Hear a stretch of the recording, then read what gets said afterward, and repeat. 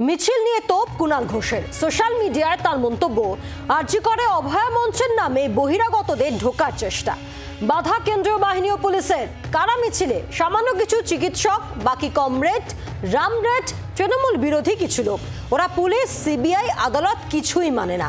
যারা বলছে একা সঞ্জয় নয়, তাদের তলব করুক সিবিআই। মিছিলে ঢুকতে বাধা একদম ঠিক কাজ। পোস্ট তৃণমূল কংগ্রেসের রাজ্য সাধারণ সম্পাদকের। মিছিল নিয়ে তোপ দেগে এক্স মাধ্যমে পোস্ট তৃণমূল নেতা কুণাল ঘোষের। তার পোস্টও আপনাদের সামনে রাখছে।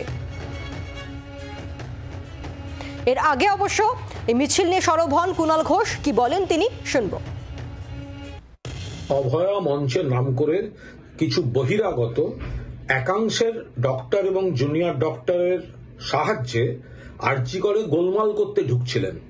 সবাই জানেন যে একটা মিছিল নিয়ে 400-500 লোক হল্লা করতে করতে ইভেন্ট ম্যানেজমেন্ট গ্রুপকে দিয়ে সাজিয়ে যে ওখানে হসপিটালটা ওখানে নাটক করার জায়গা নয়, আমাদের ঢুকতে দিতে হবে। কি মামার বাড়ি নাকি? আপনারাই সুপ্রিম কোর্ট থেকে বড় বড় কথা বলেছেন, নিরাপত্তার কথা বলেছেন, এখন সকলকে ঢুকতে দিতে হবে? মিছিল করে হই হই করতে করতে ইভেন্ট ম্যানেজমেন্ট গ্রুপের অর্গানাইজ করা এইসব ঢুকতে দিতে হবে নাকি? তো ফলে সেখানে বাধা দিয়েছে কেন্দ্রীয় বাহিনী, ওখানে দায়িত্বে রয়েছে, বাধা দিয়েছে। ফলে এর থেকে বোঝা যাচ্ছে এই বিষয়টা আর বিচার, সে তো কলকাতা পুলিশ গ্রেফতার করেছে, সিবিআই তদন্ত করেছে, ট্রায়াল কোর্ট সাজা দিয়েছে, সুপ্রিম কোর্ট মনিটর করেছে, যাবজ্জীবন দিয়েছে, আমরা ফাঁসি চাইছি। এরপরে যদি কেউ বলে বিচার চাইতে গেছি, তার মানে এটা অপযুক্তি, গন্ডগোল করতে হবে। কুণাল ঘোষের বক্তব্য আপনাদেরকে শোনালাম। তিনি বলছেন যে অভয় মঞ্চের নাম করে বহিরাগতরা আরজি করে ঢোকার চেষ্টা করেছে এবং সেক্ষেত্রে বাধা দিয়েছে কেন্দ্রীয় বাহিনী এবং পুলিশ। একেবারে ঠিক কাজ করেছে।